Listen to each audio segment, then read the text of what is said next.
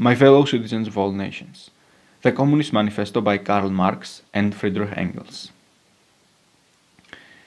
The communism, the ideology, can be summarized in abolition of private property. But what most people don't know is that communists also call for abolition of the family. And what is very interesting is that communism is very critical of the family. And it connects the abolition of all private property and abolition of the family to each other. And here is why. For the communist standpoint, when all private property is abolished, the next step, obviously, should be abolition of the family, because family is just a tool to give for the bourgeoisie, for the oppressors, to just give their belonging, whatever they have, those wealth and etc., to their descendants. But before I start going into deeply on these things, and by the way, they clearly say, for example, about the family specifically, that the bourgeois society generally has robbed off family from all its dignity, essentially, and transformed the family relation to a money relation. But before I start talking about all these things and explain it detailed, well, relation to family, let's start from the beginning, and when I will get to the family part, I will explain all those things even more detailed. So, the first chapter of the Communist Manifesto is written in a very interesting way, and it has a very specific feeling behind it. And when you read that chapter, you can feel it. There is some sort of a hidden spirit behind the chapter, and it has huge, some sort of energy behind it, and you can feel it, like you just written in that way. And only in the first chapter, the Marx and Hegel offer us very interesting perspective of how we should look at history. And they say something very, very specific. That history of all nations and all societies has been, in fact, class struggle. Struggle between oppressor and oppressed. Struggle between master and slave, essentially. Struggle between the privileged ones and people without those privileges. And he goes on and mentions here the freeman and slave, patrician and plebeian, lord and serf, guildmaster and journeyman. Essentially, oppressor and the one that is oppressed. Now, bourgeoisie is the oppressor in this case, and the proletariat, which represents essentially communists. And the communists call for proletarians to stand up. And by the way, they directly call for proletariats to stand up against bourgeoisie. Essentially, proletariats is ones that are oppressed because they have nothing to lose. So the communist ideology directly calls these people to stand up and fight. And they are convinced that only with force this existing system can be overthrown, only by force and violence. And their justification for this is that, hey, if you're a proletariat, you have nothing to lose and everything to gain. So it's putting this ideology already to use the violence. And that violence has a very interesting justification if you have to think about it. They mention specifically in the work that people that want to bring very interesting changes, very important changes, for example, and dream about better future and etc., usually are type of people that want to achieve that future without fighting, without struggle. And those people are very naive. And the example I came up with would be this type of thing, essentially. Think about the people that are willing to eat a chicken, but they are not willing to kill a chicken, okay? And even if they saw somebody killing a chicken, probably these people criticize that person. Oh, how could this some sort of a person kill a chicken? And there are plenty of people, like nobody knows exactly what number of people are like that in this world, but there are plenty of people that eat delicious chicken for them. They are very grateful for that.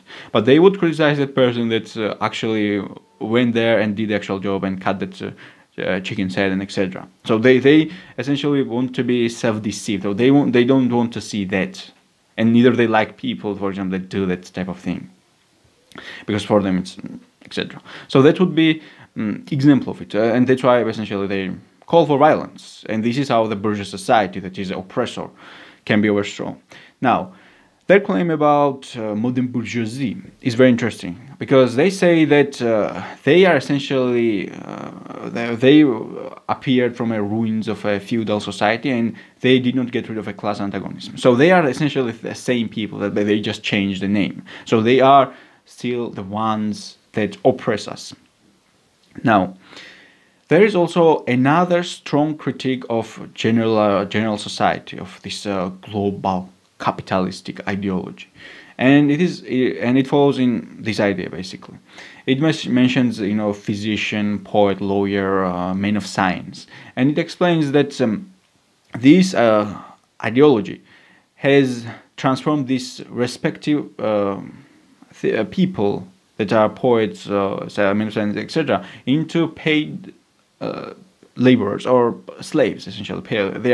So now these people are not defined by the fact that they are men of science, that they are poets, or they are lawyers or physicians, etc. No, they are defined by how much money they make, and society judges them based on that. Basically, how much money you make. Okay, you make that much money. Essentially, you are judged from that, and society kind of automatically assumes that if there is a rich person, that person must be smart and must be some sort of a very high moral character and etc. And that person is worth listening to. But that person, for example, that's a man of science but doesn't have that much money, is not worth listening to, because why is not that person also rich then? So people pay attention to the rich people instead of, for example, men of science and etc. And they blame this ideology for it. Now, this is something I mentioned here. The bourgeoisie has torn away from the family its sentimental veil and has reduced the family relation to a mere money relation. Now, we'll talk about the family in a more specific sense, but this is also a true if you were to think about and observe it. Now, for example, if you children are used as tools. Children are the worst situation, because they become just tools, and they are essentially abused, and they are looked as tools. For example, if there is, for example, divorce right now, and even these days, two grown up people cannot sit down in front of each other properly, and cannot talk about, hey, we were together and we did some permanent things that cannot be changed. Okay, kids, for example. Now let's talk as grown-up people, and talk to each other as normal people, and decide all those things and put those boundaries. Now, what we are going to do, since we are going to decide to divorce. But no, this thing not happens. Usually, it's a cat and dog fight situation in the court, and the family court system decides it. And there is some jokes about that you don't want to be a man in family court system and etc. Which is obviously another thing as well, but. Basically, it decides arbitrarily. The family court system decides it. Now, and children usually are looked at, okay, there's supposed to be custody, some things has to be paid, children need that. Basically, they pay attention to all the materialistic things, but they don't pay attention to what emotions or how they feel right now, and etc. But no, also parents are forced all day in this situation, to decide their things that way, because there is no other way. Most of the time, this is what happens. Okay, obviously, it doesn't mean that every divorce case is just like that.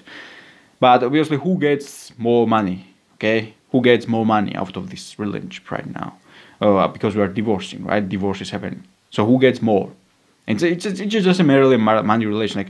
Most people create, for example, marry this type of person or create this type of family because of, mostly it's motivated.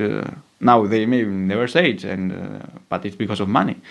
Now, and now they also blame this globalization, general global capitalism, that it destroys essentially local industries. All the established national industries, and because now things can be made the other place or in cheaper price and etc. And also it criticizes the fact that there is so much things on the market right now that local things cannot satisfy the people of that country. And why this is the matter of criticism, it is also interesting.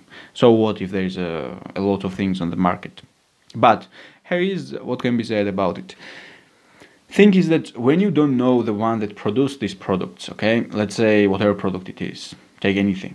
Now you don't know in what type of circumstances that person produced that product, because there is already, you don't know those people. So those people maybe have suffered horribly and they had horrible, they worked in horrible situation, but you don't know it, right? Because it's all the global. And even if you know it, kind of what you can do.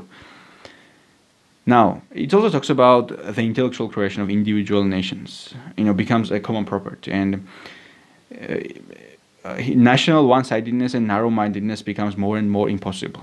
Now, why national one-sidedness and narrow-mindedness is a good thing? And it basically says it's because it becomes impossible. And from the numerous national and local literatures, there arises a world literature. Now, the world literature, right? There are a lot of books out there. Now, nobody says, for example, about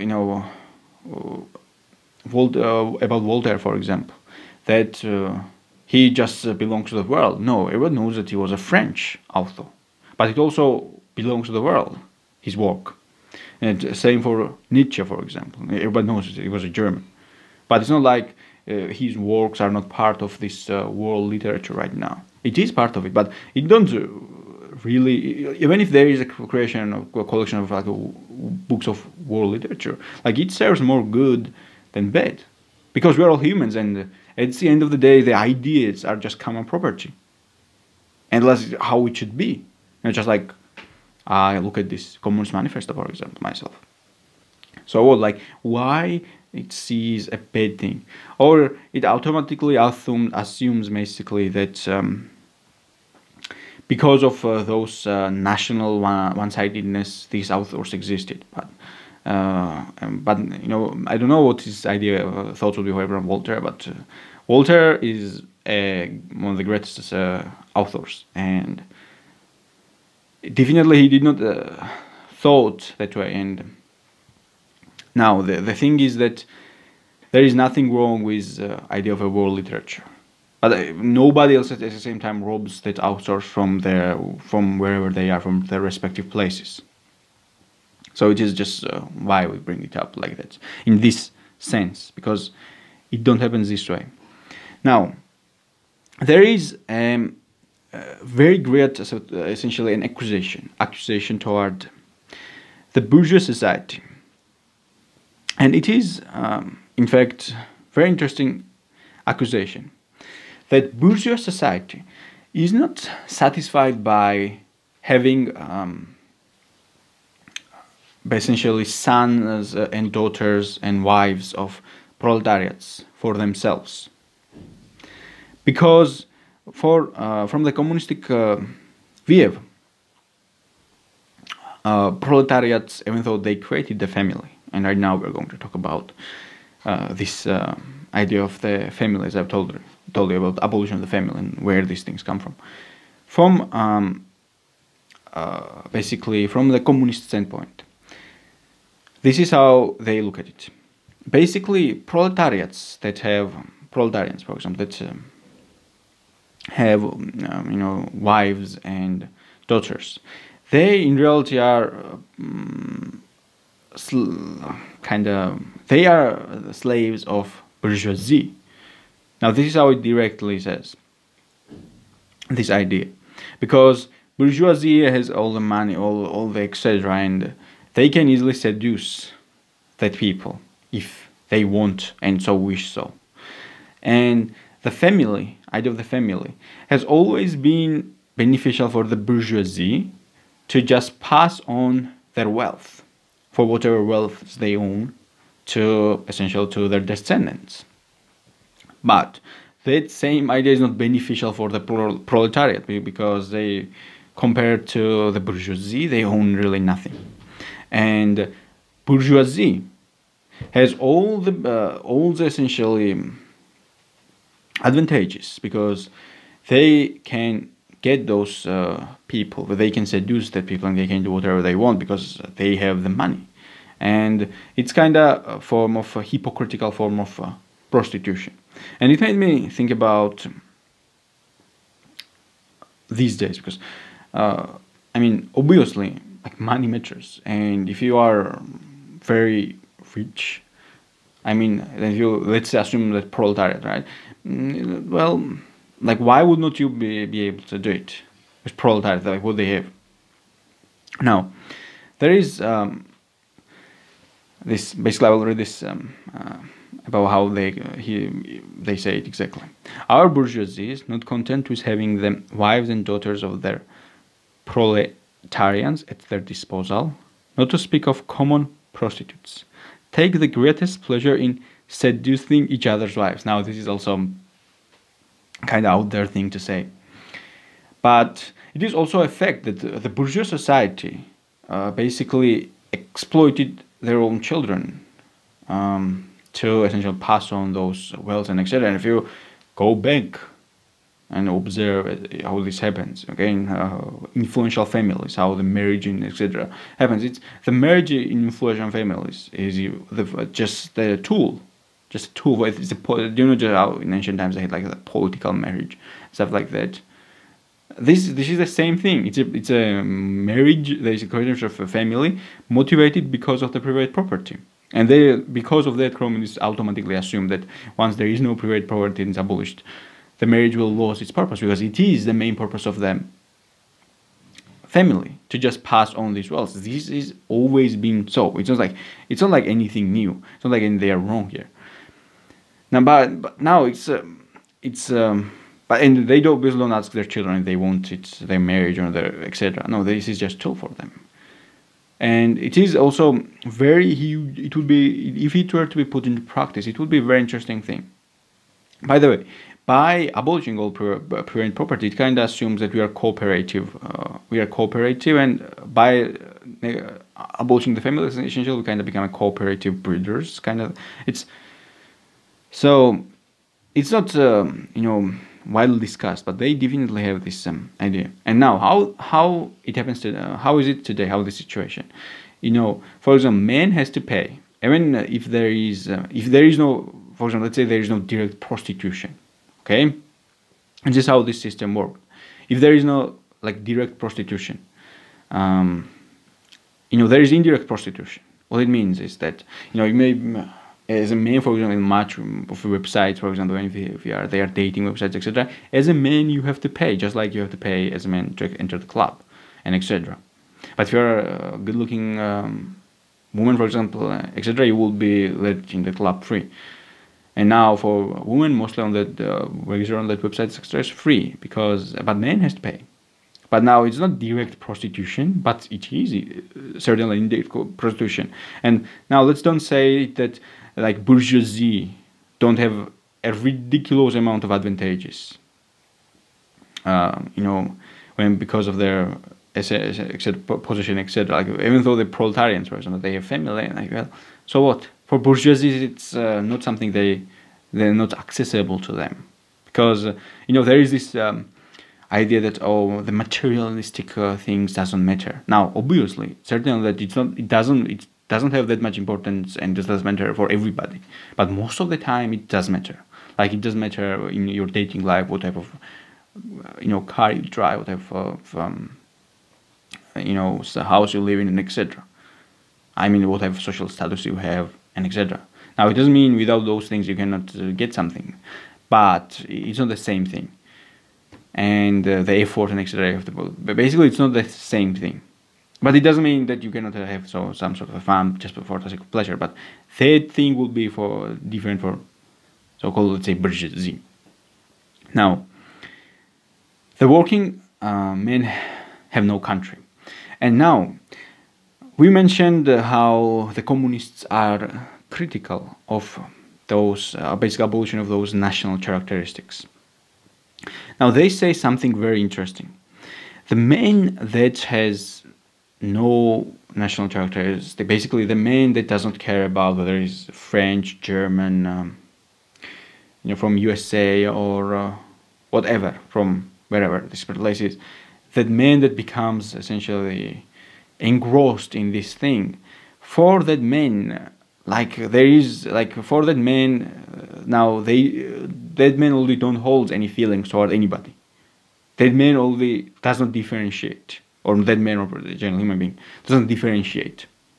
So it's kind of saying, how people tend to not to harm their own and tend to harm, them more easily.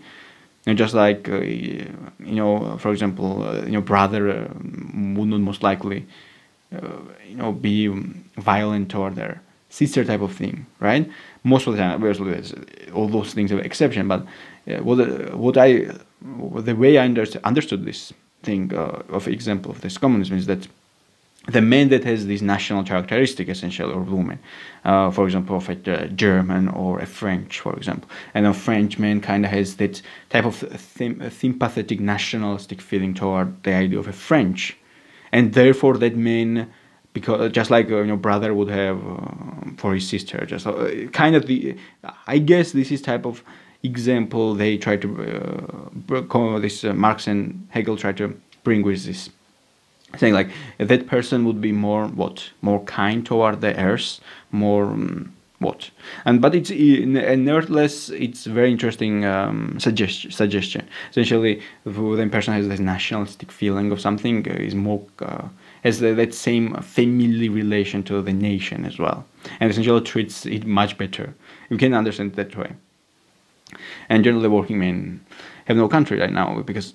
And by the way, what's very interesting is that right now a crisis, for example, crisis can happen somewhere, but the place where that crisis happened has nothing to do with that place. That happened because of another place. And obviously, the very famous example is that basically all those ultra global system looks like a magician that casts a spell which it can no longer control. So even communists agree that bourgeoisie cannot control this spell. Essentially, this spell is uncontrollable. It's out of control. Essentially, it has unintended consequences for the whole. Now, this is very, I think, honest thing to say. Look, the ruling idea of each age have ever been the idea of its ruling classes. So basically, what is the idea of the ruling classes, and what is it's interesting thing to just have in our mind. Now, the Marx and Hegel start talking about Christianity, and they say something very interesting, which shows that they have a great understanding of Christianity. And let me read what they said. Nothing is easier than to give Christian asceticism a socialist tinge. Has not Christianity declaimed against private property, against marriage, against the state? All those things are true. Christianity did these things. Has it not preached in the place of this charity and poverty? Is it not true? And then there's essentially mortification of the flesh and the monastic life and in the mother church. I wanted to become a monastic myself, and I have in the video on this channel I almost became a Orthodox Christian monastic. Now, I've studied essentially history of Byzantine Empire and generally Christianity as well. And I'm like this saying shows their understanding of the Christianity, because the Christianity itself does not care about this world. It doesn't care about material possession, etc. It only cares about that world. And the highest ideal in Christianity that is suggested is to become a monastic, to become a hermit, essentially. And it in New Testament you can find it like they expected basically coming of their second coming of Christ, etc. And they directly say that marriage is unnecessary. And if you can essentially live like in angels, essentially, and we know that in Christianity angels don't have sex and etc. So essentially have no sex at all and live in this poverty and etc. and generally be a charitable person, kind person, and just wait for that world. And history of Byzantine Empire has a lot of comical experiences of these things because it was a Christian nation, but it never became a state because Christian and state are conflicting things. And essentially, obviously, that empire ended. Like, and when there was a couple of things when criticism, for example, the idea of Christianity is to pray. It's against the state. For Christianity, the importance is not this world. Everything that matters for Christianity is that world. But obviously, this is a very detailed thing, and you should have like very intimate experience with this thing. Because I was also fanatical into Christian religion to the point that I want to become monastic myself. So I also unfortunately understand these things, and I've experienced these things all myself. And Christianity, by the way, all the time asks for provide charity, poverty, and it doesn't care essentially about this world. It's not even a secondary thing for Christianity. All that matters in Christianity and for Christianity is that world. Now, when stubborn historical facts had dispersed all intoxicating effects of self-deception. Self-deception is the thing. Now, because of laziness or a lack of courage, it doesn't matter. Like the self-deception and basically most historical facts, just like this saying is already communicated this saying very well, but most historical facts and etc. most people are simply very ignorant about those things. So they simply have no idea. And the ending of this is the call for communists. The communists disdain to conceal their views and aims. They openly declare that their ends can be attained only by forcible overthrow of all existing social conditions. Let the ruling classes tremble at a communistic revolution. The proletarians have nothing to lose but their chains. They have a world to win. The proletarians have nothing to lose but obviously chains. Yeah, but their chains, but they have the world to win. So this is this summary. I tried to pay attention to abolition of obviously of private property, but also the things that implied, which is usually people don't pay attention to this thing of how communism calls also for abolition of the family, and it's a very important thing. It is not unimportant. It's very important that the communists call for abolition of the family and the way they view it, the communist ideology. Truly view the family. Generally, it's basically the family is the strongest institution. If you were to think about it, lasted the longest, and in most cases it's a failure. But you cannot say about anything about it, etc. And the Franz Kafka's Metamorphosis is also a very interesting example of them. Family, and the video will be the Metamorphosis here if you want to listen to that. Watch that summary as well, and if you like this awesome conversation, hit the like button and subscribe if you haven't already. See you.